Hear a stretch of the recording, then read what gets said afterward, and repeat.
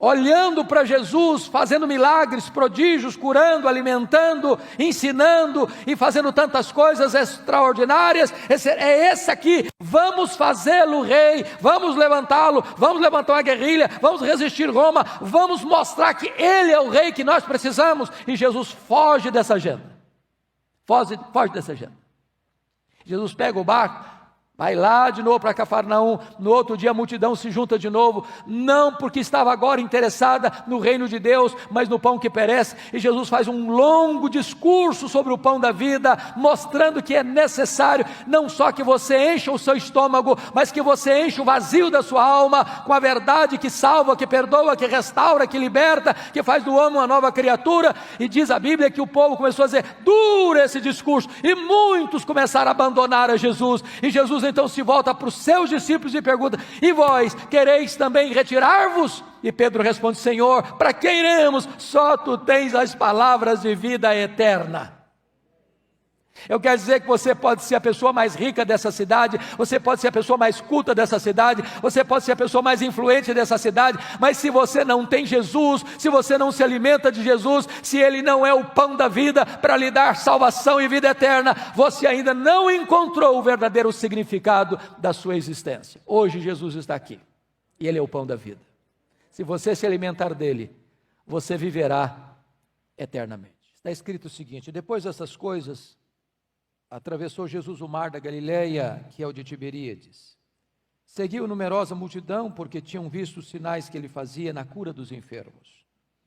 Então subiu Jesus a um monte e assentou-se ali com os seus discípulos.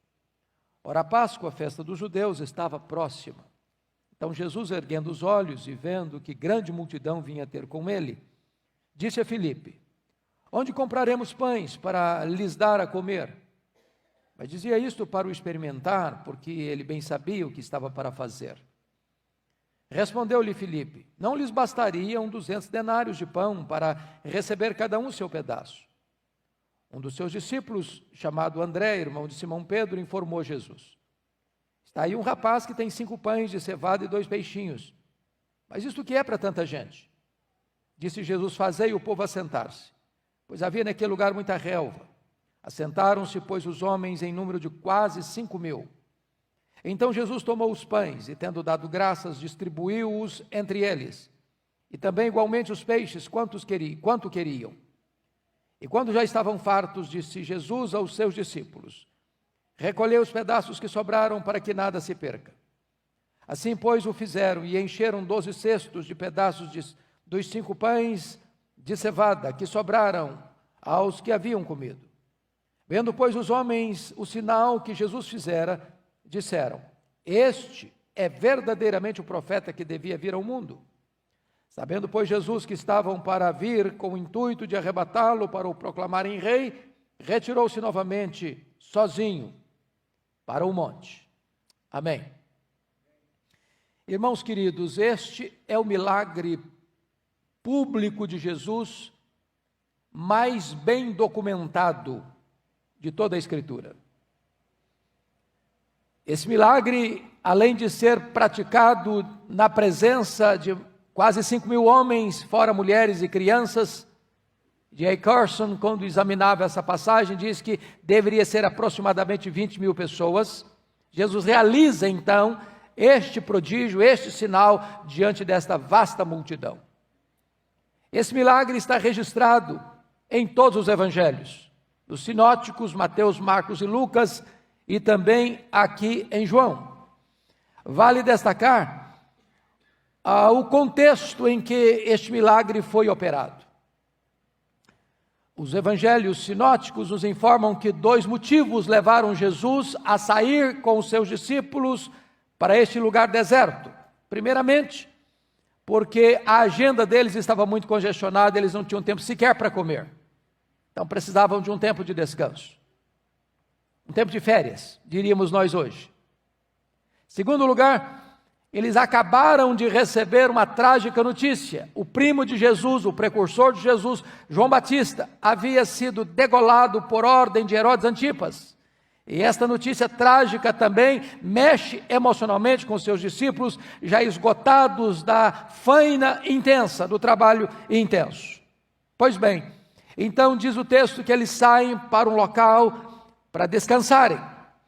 E os evangelhos sinóticos nos informam o que acontece, porque quando a multidão percebe que Jesus está indo para esse local, e Jesus está saindo de Cafarnaum, rumo a outro lado do mar, da zona leste do lago, que é a montanha de Golã, um território gentílico, diz o texto que a multidão antecipa Jesus, e corre para lá. E Mateus 14:14 nos informa que Jesus cura os enfermos daquela multidão. Lucas 9:11 relata que Jesus ensinou àquela multidão sobre o reino de Deus.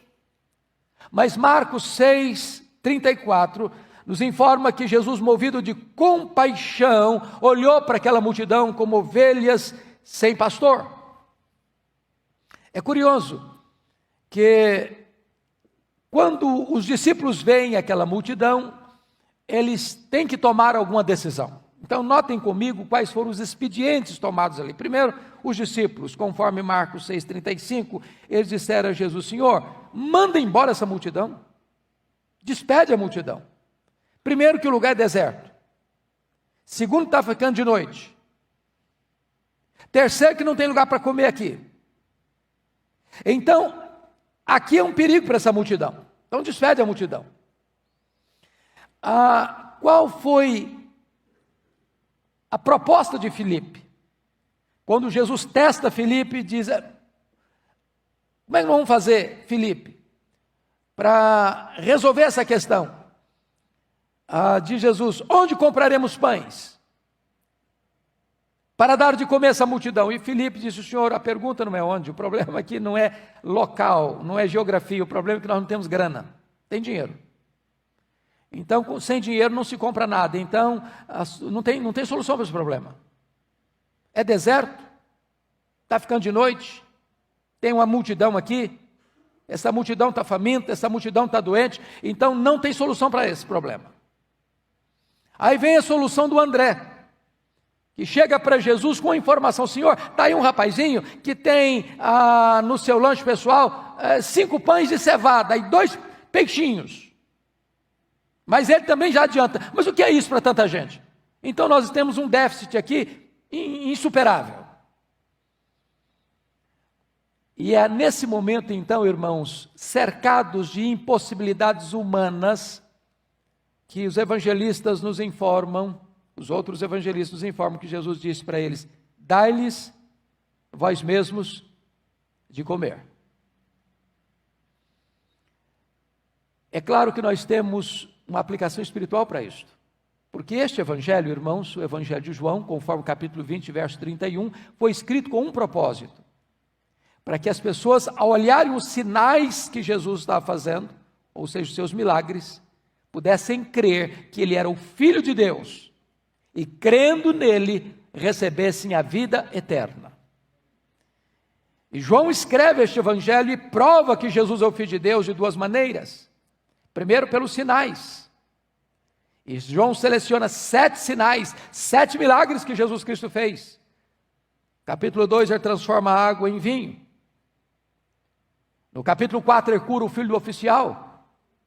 No capítulo 5, ele cura o paralítico de Betesda. Este sinal aqui, o quarto sinal, quarto milagre, ele multiplica pães e peixes. Neste mesmo capítulo 6, o quinto sinal, ele anda sobre o mar. Depois no capítulo 9, o sexto sinal, ele cura um cego de nascença. Finalmente, sétimo lugar, capítulo 11, ele ressuscita Lázaro. Mas João vai provar que ele é o Filho de Deus, porque tem os atributos de Deus, e ele é o grande eu sou do Velho Testamento. Então Jesus afirma em João 6,35, eu sou o pão da vida. Em João 8,12 ele diz, eu sou a luz do mundo. Em João 10,9 ele diz, eu sou a porta. No capítulo 6, versículo 11, ele diz, eu sou o bom pastor. Capítulo 10, versículo 11, eu sou o bom pastor. No capítulo 11, 25, ele diz, eu sou a ressurreição e a vida. No capítulo 14, 6, ele diz, eu sou o caminho, a verdade e a vida. No capítulo 15, ele diz, eu sou a videira verdadeira. Então Jesus se revela neste evangelho como o Filho de Deus. E ele faz isso através de sinais. E eu chamo a sua atenção que quando você está numa situação que você olha para lá, olha para cá, não vê saída, não vê solução humana, você está diante de um grande desafio, de uma grande necessidade, de um grande problema, e você não tem recursos, e você não tem solução humana, você é um forte candidato a um milagre de Jesus nesse momento. E aqui Jesus está fazendo um grande milagre, eu chamo a sua atenção para as lições do texto. Primeiramente, uma necessidade a ser suprida, versículos de 1 a 4.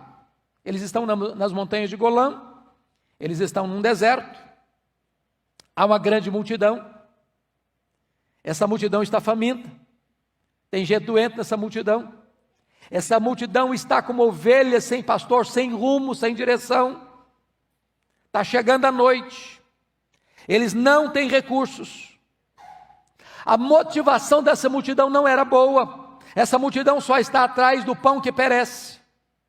Mas apesar da motivação da multidão não ser boa, Jesus tem compaixão dessa multidão, se importa com essa multidão, e olha para essa multidão como ovelhas que precisam de um pastor, porque a ovelha é insegura, porque a ovelha não protege a si mesma, porque a ovelha é míope, porque a ovelha tem tendência de se afastar do rebanho, porque a ovelha, se cair num abismo, não consegue levantar-se sozinha. E adiante desse cenário é que Jesus resolve suprir a necessidade daquela multidão, curando seus enfermos, ensinando a multidão o reino de Deus e alimentando esta vasta multidão.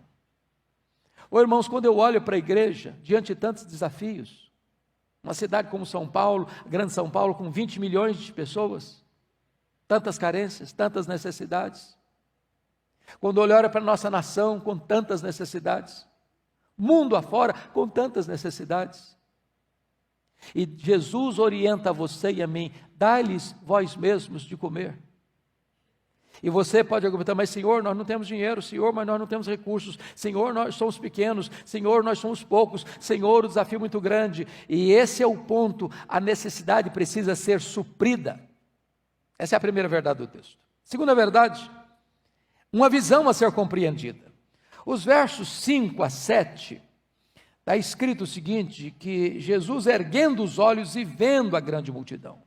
A primeira coisa que é importante, irmãos, é ter visão, porque às vezes as pessoas olham e não enxergam, olham e não percebem, olham e não veem o que pode ser feito, olham o desafio e só veem as impossibilidades humanas. Então Jesus pergunta para Filipe, onde compraremos pães para lhes dar de comer? É claro que esta pergunta era retórica, porque Jesus faz essa pergunta apenas para testar o Filipe, ele sabe o que vai fazer. Antes de Jesus fazer um milagre, ele precisa acordar nossa consciência, ele precisa despertar em nós o nosso senso de impossibilidade humana, para que nós reconheçamos que quem faz é Deus, não somos nós. Mas notem vocês, quando Jesus pergunta para ele, onde compraremos? O Filipe, que era pragmático, disse, Jesus, o senhor está fazendo a pergunta errada. Essa pergunta não é cabível aqui. A questão não é onde. Primeiro, ainda que tivesse dinheiro, nem padaria teria para comprar pão para tanta gente. Segundo, nós temos um problema lógico, básico, financeiro, é estatístico, não tem dinheiro. Eu diria mais, nós precisaríamos pelo menos 200 denários. Eram 200 dias de serviço, 200 salários de um dia de serviço. Para comprar um pedaço de pão, não é para alimentar não, para comprar um pedaço de pão para cada um. E aqui, irmãos, nós entramos num ponto tão importante para a igreja. A igreja de Pinheiros tem sido exemplo disso. Eu nunca vi, na minha história de vida, de 38 anos de ministério, e naquilo que leio da história da igreja, qualquer igreja que tenha feito grandes realizações do reino de Deus, porque tinha dinheiro em caixa. Vou fazer porque tem dinheiro. Vou fazer porque tem recurso. O capital da igreja é fé. A igreja avança não é quando tem recursos. Ela avança quando ela crê no Deus dos impossíveis. Ela avança quando ela entende que o provedor da obra é o próprio Deus. Ele quer que nós tenhamos a visão. Tem muita gente para ser assistida, tem muita gente para ser alcançada, tem multidões nessa cidade, tem multidões nesse país, tem multidões mundo afora, e dizer, não temos dinheiro, mas se tem visão e se crê, Deus faz a coisa acontecer. Deus faz a coisa acontecer. Se nós olharmos para os nossos recursos, nós vamos sempre ficar desesperados e inativos. Não podemos, não podemos, não podemos. Se você crê, tudo é possível que crê. Terceira coisa que nós podemos aprender aqui. Um déficit humano a ser superado. Olha comigo os versos 8 e 9, porque aparece então André, o irmão de Simão Pedro, informando a Jesus. Está aí um rapaz que tem 5 pães de cevada e 2 peixinhos, mas ele, ao ter uma necessidade tão grande, um orçamento tão pequeno, ele logo vai dizer o seguinte: mas o que é isso? Para tanta gente. É curioso que João faz questão de destacar que o menino que está levando o seu lanche, os pães são de cevada. Cevada é um cereal inferior ao trigo, naquela época mais barato, obviamente, que o trigo, e mais ainda, era o cereal para alimentar os animais. Então, era um garotinho pobre. E quando ele fala dos peixes, ele não usa a palavra comum para o peixe, ele usa uma outra palavra para peixinho, que era na verdade um peixinho pequenininho, salgado, para dar um pouquinho mais de sabor a esse pão de cevada. Então, o ponto que está aqui bem declarado é o seguinte: nós temos uma despesa que alimenta uma multidão e nós temos uma receita. 5 pães de cevada e 2 peixinhos. Se Filipe disse, falta dinheiro, André diz o seguinte, falta provisão disponível. Agora deixa eu lhe dizer algo sublime, irmãos, porque nós estamos tratando aqui de coisas espirituais. O milagre acontece quando você e eu decretamos a nossa falência. Diz, Deus, tem casa para comprar? Tem templo para construir? Tem missionário para enviar? Tem multidão para alimentar? E os recursos que nós temos, Deus, não são suficientes. É quando nós chegamos a esta conclusão, irmãos, de que nós não lidamos com coisas puramente estatísticas, de um orçamento, de despesa e receita, de orçamento e gastos, mas a igreja marcha pela fé, a igreja avança pela fé, ela tem uma visão, ela tem uma necessidade, e ela coloca a sua necessidade nas mãos de Jesus, o milagre acontece. Essa é a história desta igreja. Esta igreja tem avançado ao longo desses anos desta forma, e vai ser assim, louvado seja Deus, para que a glória seja de Deus. Nós temos um déficit humano a ser superado, mas nós cremos no Deus da provisão, no Deus dos impossíveis. Quarta lição desse texto, notem comigo, uma organização necessária no versículo 10. Fazia o povo assentar-se, pois havia naquele lugar muita relva. Assentaram-se, pois, os homens em número de quase 5.000. E você nota nos outros evangelhos que era em grupo de 100 e grupo de 50. Em outras palavras, uma multidão faminta, sem ordem, produz caos. E Jesus é o Deus de ordem, de organização. Mas veja você agora, versículo 11, uma multidão, uma multiplicação generosa. Jesus realiza um milagre, preste bem atenção nisso. Ele podia multiplicar pães e peixes ali do nada, porque ele criou o universo sem matéria pré-existente. Mas ele vai fazer a multiplicação a partir dos 5 pães de cevada e 2 peixinhos. O que significa isso para nós, meus irmãos?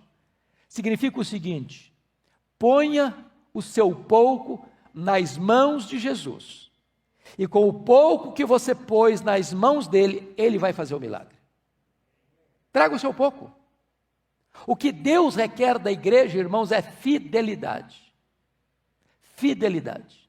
É por isso que contribuição na igreja não tem a ver com quantidade. O pastor pregou há poucos dias aqui nesse púlpito sobre a viúva pobre, que deu 2 moedinhas pequenas e na avaliação de Jesus deu mais que todo mundo. Porque Jesus não vê o valor da sua contribuição, ele vê a sinceridade do seu coração, a integridade do seu coração. E se você colocar o seu pouco nas mãos de Jesus, ele multiplica esse pouco e faz uma grande obra. Note você que Jesus também pega o pouco, 5 pães e 2 peixinhos, e dá graças. Às vezes a gente com pouco murmura, com pouco lamenta, com pouco reclama, com pouco diz, o que eu faço com isso? E é preciso que você entenda que o pouco precisa também ser alvo e motivo de louvor e gratidão a Deus. Terceiro, o que nós não podemos fazer, Jesus faz. Agora preste atenção nisso. Jesus multiplicou pães e peixes, mas na hora de distribuir pães e peixes para a multidão, Jesus não fez isso. Ele entregou para os discípulos e os discípulos distribuíram para as multidões assentadas em grupo de 100 e de 50. O que significa isso, irmãos? O pão da vida é Jesus. A Escritura é alimento. O que as pessoas precisam hoje é muito mais do que pão que perece, é o pão que não perece. O Evangelho nós não o criamos, nós o recebemos. Mas quem vai alimentar as multidões, quem vai pregar o Evangelho, quem vai ensinar, quem vai discipular, quem vai treinar as pessoas, quem vai levar a esperança, é a igreja, irmãos. Somos nós. Os recursos estão dados. A igreja precisa ir e alimentar as multidões. É você que vai fazer isso, é a igreja que vai fazer isso. Então coloque a sua vida nas mãos de Deus. As multidões estão famintas, estão necessitadas e elas precisam ser alimentadas. E Jesus disse para a igreja, Jesus disse para os seus discípulos, dai-lhes vós mesmos de comer. Abra sua boca, distribua o pão da vida, pregue esta mensagem da esperança e da salvação. Agora vejam vocês, e eu quero chamar sua atenção para os versos 12 e 13. E depois que estavam fartos, Jesus disse, recolhei os pedaços que sobraram para que nada se perca. Jesus mostra a necessidade da mordomia necessária. Abundância não dá direito a você para desperdício. Aliás, irmãos, aqui precisa uma análise muito cuidadosa, porque tantas vezes, num país onde tanta gente ainda morre de fome, como no mundo inteiro, hoje, milhões de pessoas morrem de fome. Nós teríamos que ter mais senso de mordomia e não desperdiçar comida. Tem muita gente crente ainda jogando comida no lixo. Isso é pecado. Porque às vezes o que nós estamos jogando no lixo é o que alguém está precisando para sobreviver.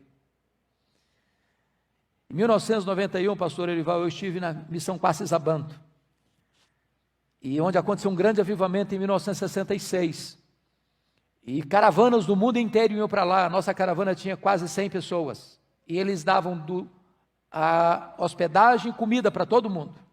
Era uma comida muito simples, à base de milho, porque é o produto principal da agricultura deles. E me lembro que uma das pessoas que estavam conosco encheu o prato daquela comida, deu a primeira garfada, não gostou, foi lá e jogou no lixo. Um irmão se levanta da missão e disse, meus irmãos, comida é expressão da graça de Deus. E nós não podemos jogar a graça de Deus na lata de lixo. Aquilo foi uma lição tremenda para todo mundo. E você e eu devíamos pensar nisso. Não é porque você tem com abundância que você pode desperdiçar. Não é porque você tem com fartura que você tem que jogar na lata do lixo. Talvez você possa ser mais generoso e recolher isso e distribuir o que sobra para que não haja desperdício. Mas eu quero concluir dizendo que nos versos 14 e 15 é uma tentação perigosa, porque quando aquela multidão viu Jesus fazendo esses sinais, esse milagre, eles disseram, verdadeiramente este é o profeta que devia vir ao mundo. E sabendo Jesus que estavam para vir com o intuito de arrebatá-lo para o proclamarem rei, aqui estava na verdade uma possibilidade aqui de uma guerrilha. Israel vivia debaixo do governo de Roma. olhando para Jesus, fazendo milagres, prodígios, curando, alimentando, ensinando e fazendo tantas coisas extraordinárias. É esse aqui, vamos fazê-lo rei, vamos levantá-lo, vamos levantar uma guerrilha, vamos resistir Roma, vamos mostrar que ele é o rei que nós precisamos. E Jesus foge dessa agenda, foge dessa agenda.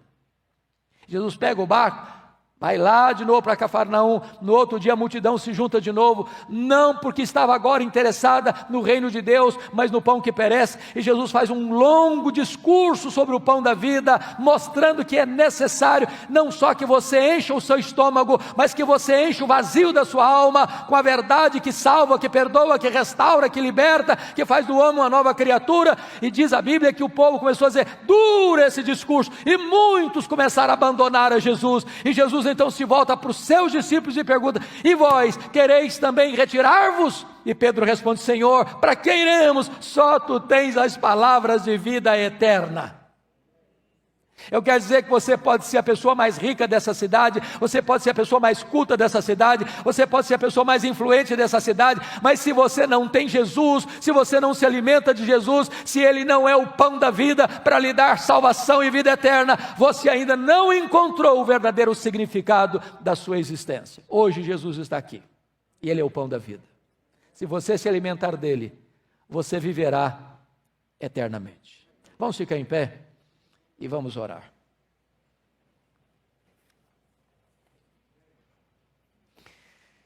Bendito é o teu nome, Senhor, porque Jesus Cristo é o pão da vida, porque Jesus é o único que pode alimentar as multidões com o pão que não perece. E nós te pedimos nesta manhã que tu apliques a tua palavra ao nosso coração, para entendermos que os nossos pequenos recursos nas tuas mãos podem fazer grandes coisas e alimentar grandes multidões. Senhor, levanta esta igreja na força do teu poder, dá visão, meu Deus, a esta igreja.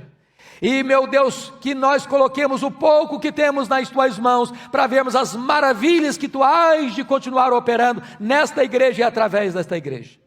Oramos, meu Deus, por aqueles que entraram aqui nesta casa, nesta manhã, que o Espírito Santo toque o seu coração, para que reconheçam Jesus Cristo como o verdadeiro pão da vida, que se alimentem dele, para que recebam dele a vida eterna. A nossa oração em nome de Jesus. Amém e amém.